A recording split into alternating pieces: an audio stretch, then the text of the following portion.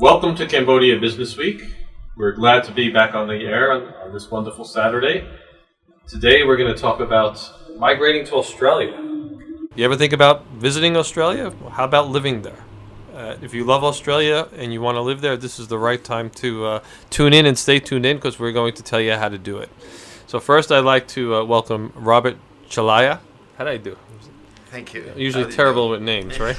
You're the CEO of an Australian migration agency. That's right. And welcome to the show. Thank you.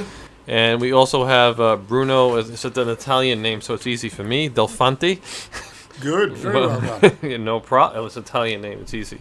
Bruno is a manager of the Business Migration Center, Small Business Development Corporation, Government of Western Australia. Now, you know I had to read that off a piece of paper because it's very long. Very long. Welcome, Bruno. You flew in just now. Just now. Got in about an hour ago and drove straight here. So, yes. So you came from Australia via Vietnam?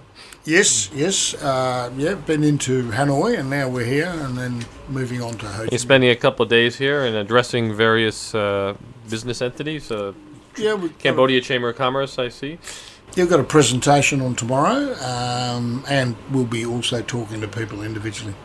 Okay, so we're going to talk about Australia itself first, but before we get to Australia, why don't we find out a little bit more information about you fellas? So, Robert, tell us what brought you to Cambodia, and where do you sort of fit in the equation? Well, in Cambodia, we felt that there is a significant number of families and individuals who are interested in going international in their investment and business activity. Right, but how did you sort of start out doing this? Well, I came for a holiday. Okay. And I saw the opportunities there. So you're another one of those people that came to Cambodia for a holiday and ended up living the rest of their life here. Yes, and I did my due diligence and within 3 months, we had incorporated our company and established a fully operational office as a registered migration. So what's your background? I'm a qualified social worker. I've been living in Australia, Western Australia, since 1975. Right. I worked in the with the Department of Immigration as a grant-in-aid social worker when I first arrived. So in my early years, I assisted a lot of Vietnamese and Cambodian who were coming into Western Australia under the refugees program. Right. And now we're rich enough and a more developed economy where we're not refugees, but we want true wealthy business people to come in. Yes. All right. So how long you been established in Cambodia? In the last 5 months. 5 months, yes, okay. Yes. And you just started business here? We just started. Although my firm is 27 years old. And in several other countries, correct? Yes, we have a branch in Singapore, we have a branch in Malaysia, and now we have a branch in Cambodia. Okay, so Bruno, we'll get to you in a minute. So why would a Cambodian want to migrate to Australia? It's a global movement where people move from one area to another area, particularly those with business background. They want to internationalize. They want to take business opportunities wherever in the region. And Australia is one of the countries where Cambodians have an affinity with. Australia has a very long history with Cambodia. And they have a very positive attitude towards Australia. A lot of people have a positive attitude towards Australia. It's a good place to go live. Yes, exactly. And the lifestyle there. Although we're getting quite a bit of Australians here in Cambodia these days. Yes, it's a little bit of reverse migration is going on. It's a two-way flow, yes. Okay. So your company helps people get a business visa to Australia. That's right. And it's primarily a business visa, yes. Is that correct? We are mandated by the Migration Act. We come with the full force of the Migration Act. We are registered under the Migration Act. Therefore, there is a code of conduct, how we have to behave with our clients. All right, we're going to talk about what a registered agent is in a minute, but I want to get to Bruno. Bruno, give us a little background on you. Well, it's interesting you talk about migration to Australia. Basically, Australia is a country of migrants. My name, you picked it. I'm Italian.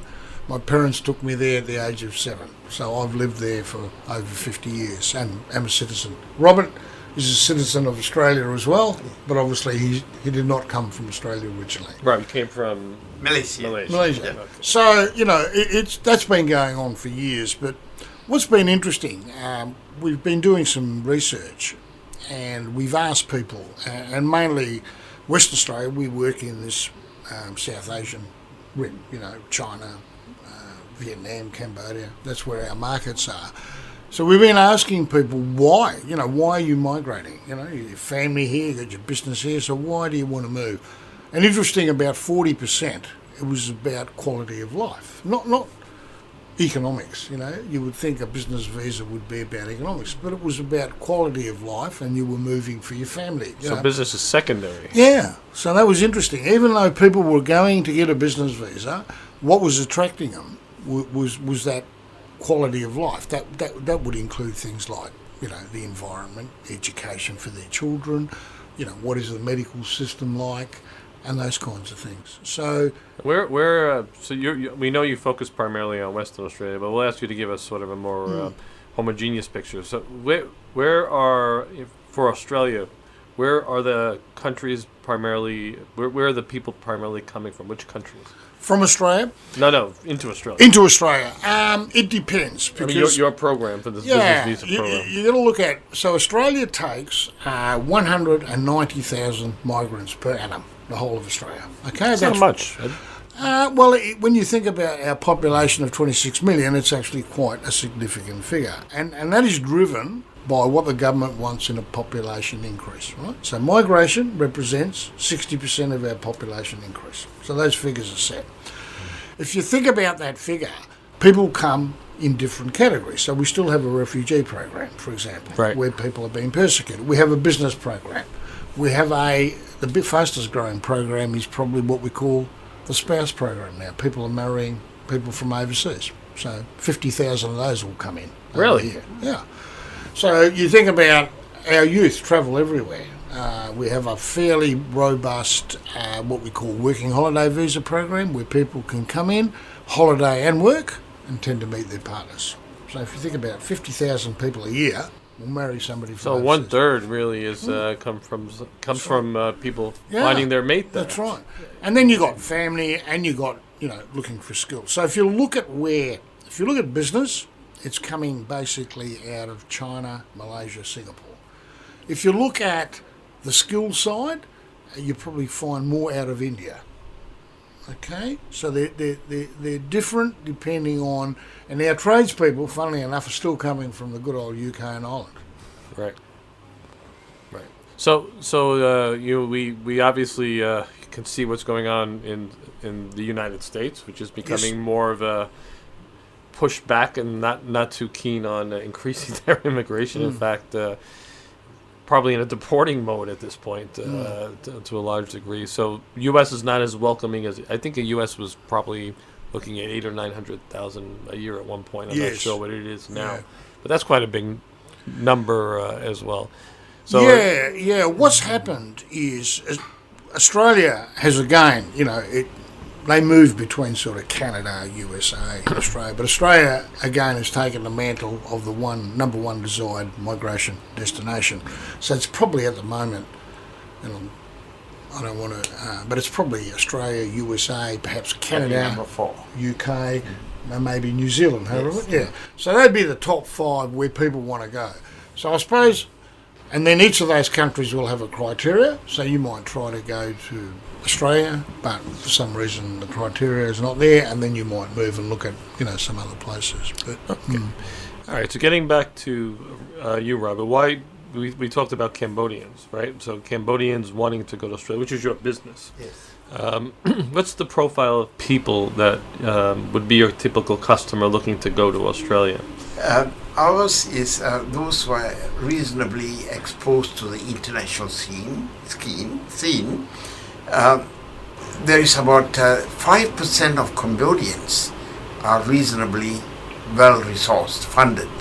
They would be the wealthy segment of the society who are looking at to internationalize their lifestyle. So we are targeting the wealthy business people. All right. So when we talk about a business visa, this eventually lead to a passport, or is this a citizenship, or is this usually it's a 4-year provisional visa for an average small business person. At the end of the 4th year, they have the option to have it converted to permanent visa. Yep. And if they continue to live there for further 4 years, they become citizens. Right, and can they be dual passport holders, or they have to make a decision? As far as Australia is concerned, yes. Okay, so they can keep their Cambodian passport, yes, so they can eventually have an Australian passport. In our program, we do not encourage people to break their ties with their home country, nor to give up their business activities in their home country. We always encourage them to maintain the business link between their home country and Australia. So Bruno was talking about the different types of migrants, and here we're really talking about business. Yes. Right. Yes. So the people that would be interested in your program Yes. would be wanting to start a business. That's right. So what types of business do you see? You talked about China, Malaysia, Singapore being, I guess, we know China is everywhere. It's just every country I go to and visit, Chinese are the largest migrants, and then I think we're seeing a huge influx of Chinese in Cambodia at the moment. We have taken into account cross-cultural factors, language problem. It's not easy to go to a new country and start a business, but there is one visa class called the investor visa, Right. where they deposit 1.1 million US dollars for a 4-year in a state bond.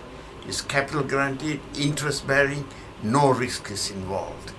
At the end of the 4th year, they apply to have it converted to permanent visa. Right. And what happens to the 1.5 million? And They get returned to the gets owner. returned. Yes. So it's like a deposit. Sorry? You don't really have to invest in it. Well, it's a deposit with the government. Actually. Yeah. You deposit It's with a the government. national- Yeah. it's a So if you state have bond. $1.5 million, you're depositing it Yes. with a good credit, Yeah. and you get it back. Yes. You don't have to invest it then. No.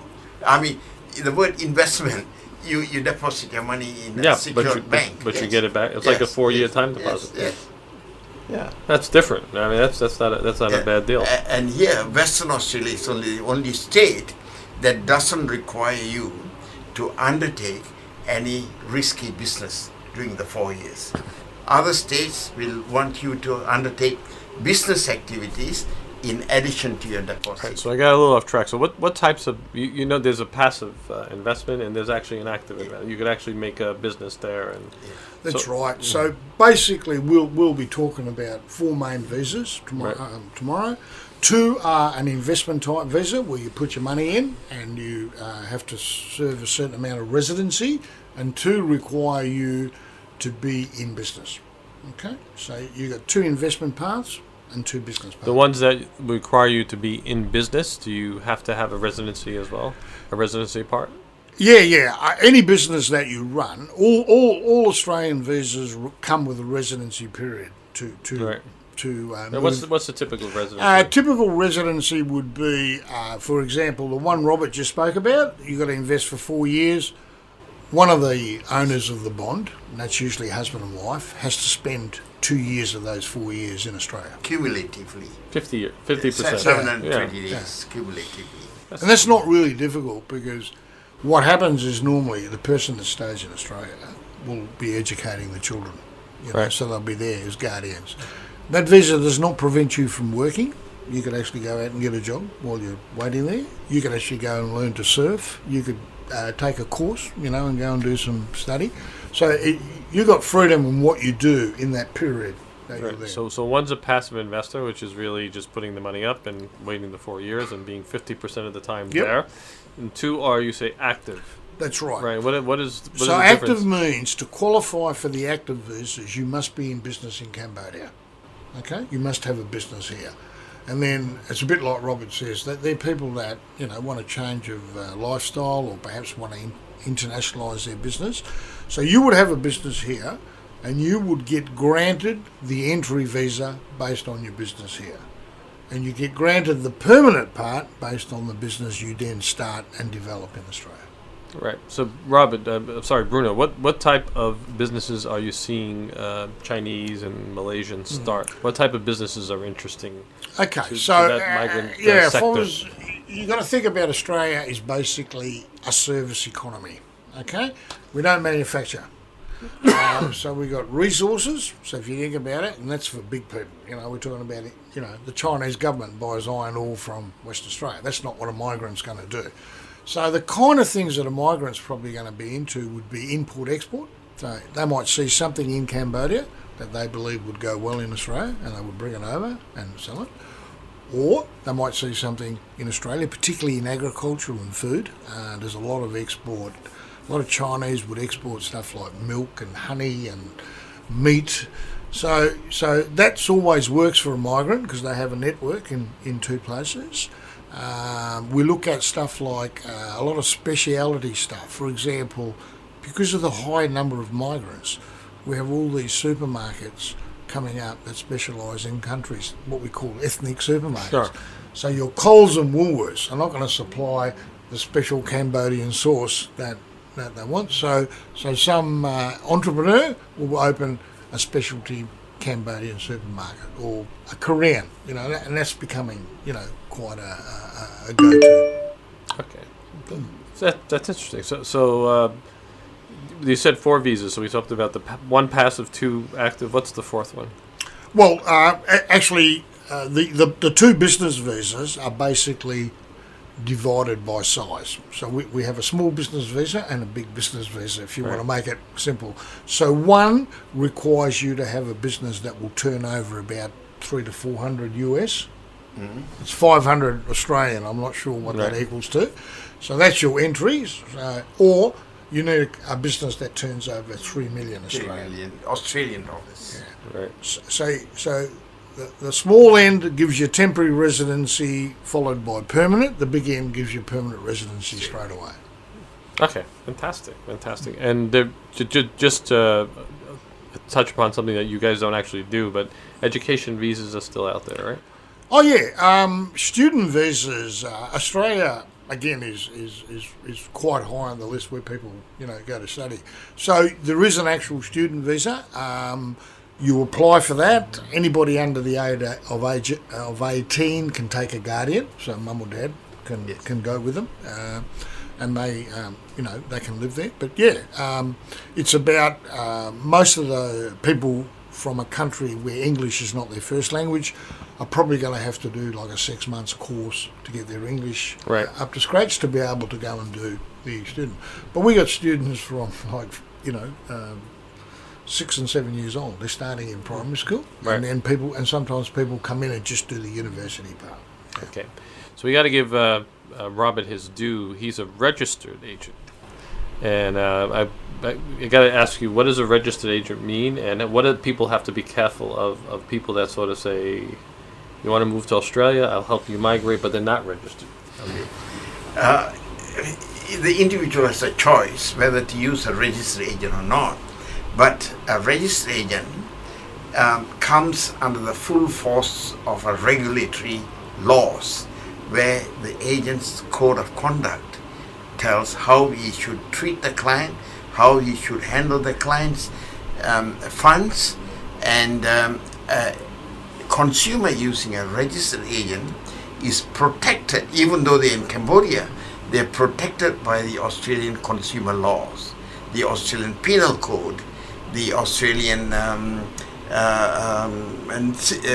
number of other acts. So the consumer using a registered agent is fully protected from being scammed. In using a registered agent, there are recourse. Even if a registered agent were to mishandle a client, they can lodge a complaint and they got a recourse to relief of their and how do you become a registered agent? What rigorous sort of testing and qualifications? The agent is empowered under Section 281 of the Migration Act. From there, they have a code of conduct. An agent has to sit for a 6 months migration law course. It's a very stringent. and they have to have a character check, competence in English language, and they have to sit for a career knowledge every year, 10 courses. So it's a very strictly regulated profession. Okay. So I hope people listening that are interested will now your phone start ringing. But what are the qualifications? I think people would want to say, okay, that looks great. I want to do that. But do I even sort of border on qualifying? So what are the basic sort of things that people would have to do to get a business visa? First of all, their source of fund must be carefully, in a way, audited. It must be lawfully gained. They must have been actively engaged in acquiring those assets, and they must score a certain amount of points in order to qualify for a business visa. Basically, they must have been in either as an investor for the last 2 years minimum, or a business owner for the last 2 years. Right. So we talked about passive being about a start off of about $1.5 million, right? So what does the active business? Many Cambodians do not realize they're investors. In fact, average middle class, upper middle class, owns land, properties, funds in the bank. They are in fact investors, although they don't realize that. So investing in a land or a house, yes, or even a regular business. Yes. So yeah, your question though was, in fact, the smaller business visa, the amount is lower. It's 850,000. So you're talking about. So you need to have assets of 850,000 Australian dollars. Again, I'm sorry, I'm not sure what that is. Yeah, that's the question. Yeah, so if I have a house here and some land, and I can prove that cost $850,000. Yeah. Do I still have to deposit the $1.5 million as well? Or? No. So that's a separate visa. One you're putting in 1.5, right, for 4 years, and the other one you're bringing $850,000 to Perth, I hope, and you would put that into business and perhaps a residence. Okay, so it's lower, but so you take commercial risk, if you like. Right. So you have to bring in $850,000 of investment in. That's right. As an investor, you need to show in paper you have owned $1.8 million in the preceding 2 years. Out of the $1.8 million you need to invest in a government bond $1.1 million for 4 years. That's the investor visa.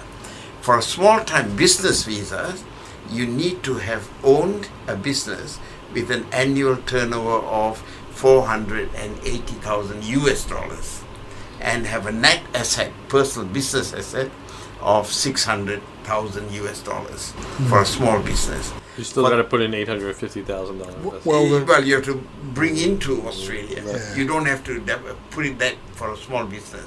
You have to transfer that into your own account in Australia. Part of which goes into your business activities, part of it is for your living. And that's where the state government stipulates what they should do in order to qualify for the state to nominate. And if you can prove all this, can you bring your family, or is it just for one person? It's for the whole family with the dependent children. You can't bring in your adult children. In other words, at the time the visa is decided, every child must be under the age of 23. Right. And no grandparents. Or no, like that. Okay. No. That's it used to be the law changed. It used to be actual dependents. So if your mother lived with you and she was fully dependent on you, you could do it. But now the government is quite relaxed. They allow a family, migrating family, to bring in their parents on a temporary visa. Right. And once you get a permanent visa, you can sponsor them under contributing parents or normal parent visa. All right. So, Bruno, I got a question for you then. So, as opposed to Australia, we mentioned the U.S. and Canada, and I think the economy, for instance, the U.S. would be a broader economy. Oh, yes. Yeah. So there may be different types of opportunities. So, how do you compete Australia compete with? I mean, you want this investment. Everybody wants this kind of investment. Well, God, investment's good for any country. Right. But I suppose I go back to my first comment. So people are migrating, not for the dollars, but they're migrating for a way of life, for where they're going to go. And the beautiful part about that, Australia has 8 capital cities, right? So we've got 6 states and 2 territories, 8 capital cities. 3 of those capital cities, including Perth, are rated in the top 10 most livable cities in the world. There's no London, there's no New York. There's none of those cities are in there, because most livable comes down to where you live in an environment where you earn enough money to live comfortably. It's judged on education systems, it's judged on healthcare systems, it's judged on the pollution, the traffic. So where would you most like to live in a city? So out of the 8 capital cities in Australia, 3 of them rank in the top 10. Okay. What does this? Just going to leave it broad. What does Australia have to offer? I mean, clean air. Well, beaches? it does. I think it offers clean air, and I think it also offers, a way of life. Asia, and this is not a criticism. It's just the way it is. The kind of work life in Asia is very hard. Competition, for example, for universities is very tough. Okay, so kids have got to study, so they're putting in 15, 16 hours. Well, we don't have that in Australia. We balance our family life with our work life. An example is in Perth. We have 5 universities and we have 2.5 million people. So basically you've got 500,000 people per uni. So you don't have to fight someone for a place. If you qualify and you get the marks, you've got the opportunity to go to university. Could you talk about some of the other attractions? Would be medical. Oh yes, we got a. And that's probably one of what detracts from, say, somewhere like the US, where it's only, quite temporary. Our medical system is basically a whole of Australia cover. You pay a percentage of your salary towards it, and then you can actually top that up if you want a higher. When I say it's not so much a higher quality, it's probably a bit like saying, well, you can sleep in a 3-star hotel. If you want to pay a bit more, you can go and sleep in a 5-star. You still get a bed and a shower. It's just that, one place is a bit better. But yeah, it's that. I think it's also... and is it education free for children? Primary and secondary school. Yeah. And then for citizens, once you hit uni, nobody pays. I mean, by that I mean is the child takes their own education on. So the government lends you the money to go to uni. And when you come out of uni and you start working and you earn more than $40,000 a year, you start repaying your loan. So if you never hit 40,000, you never actually pay back that And money. how are taxes? Let's get to the bad parts. Taxes? Yeah, well, taxes... Well, okay. The problem with arguing a tax situation is, and I quite often have this argument in China. I say to a Chinese, well, you think that 30% of your profits, company tax, is high.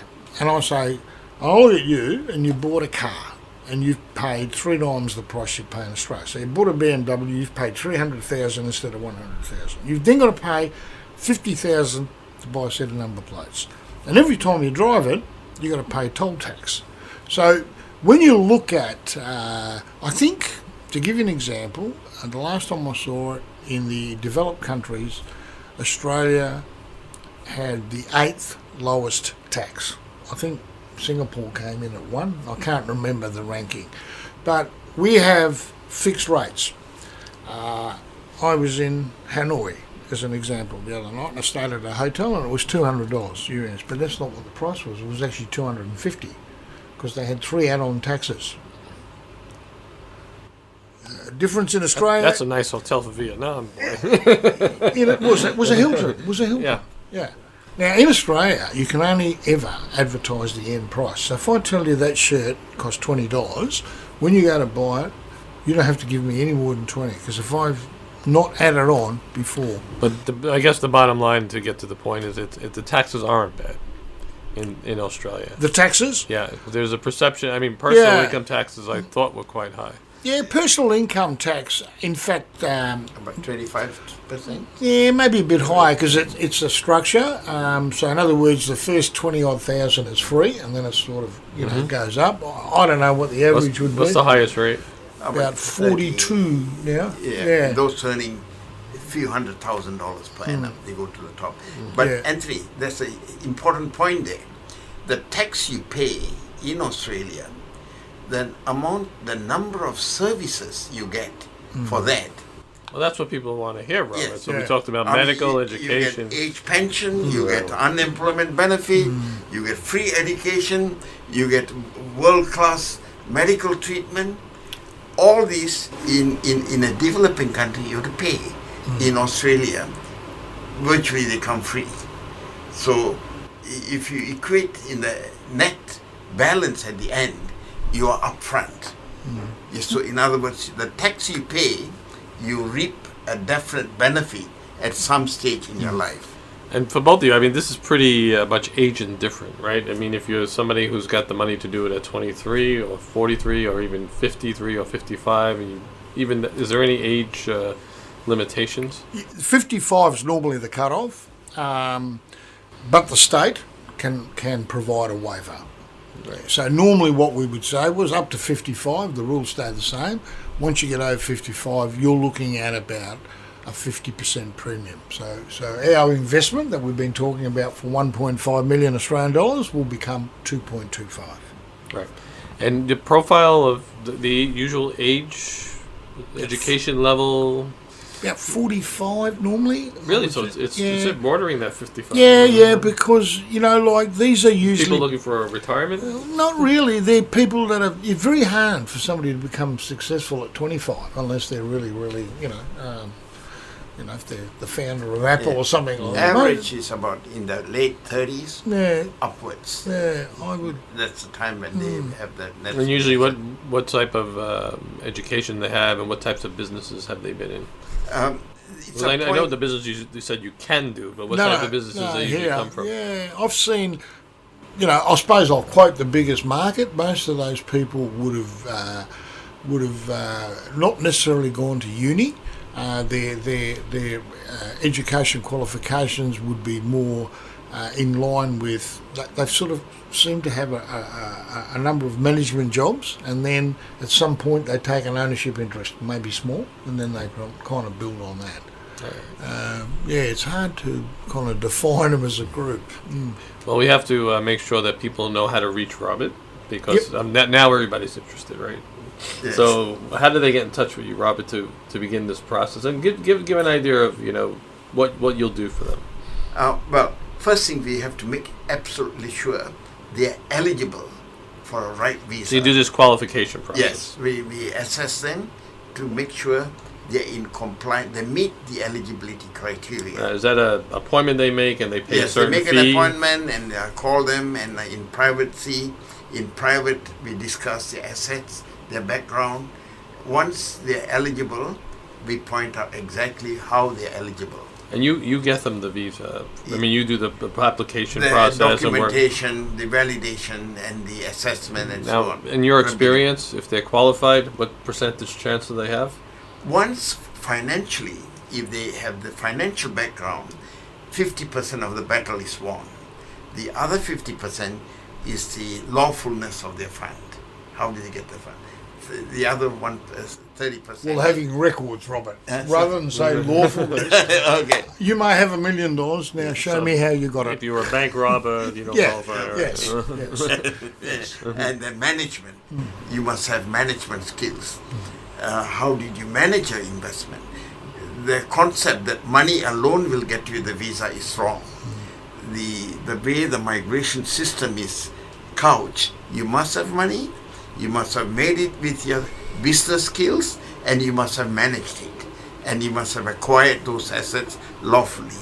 So the number of complexities that you need to document and evidence to the Commonwealth. And you kind of make sure of all this ahead of time. Yes, right at the beginning. So is it highly likely then if before you put, because you'll qualify? Yeah, we have maintained 100% success rate, sure. And I can say that in front of Bruno, because he's the one who has been approving the first stage, right. And all our clients gets approved.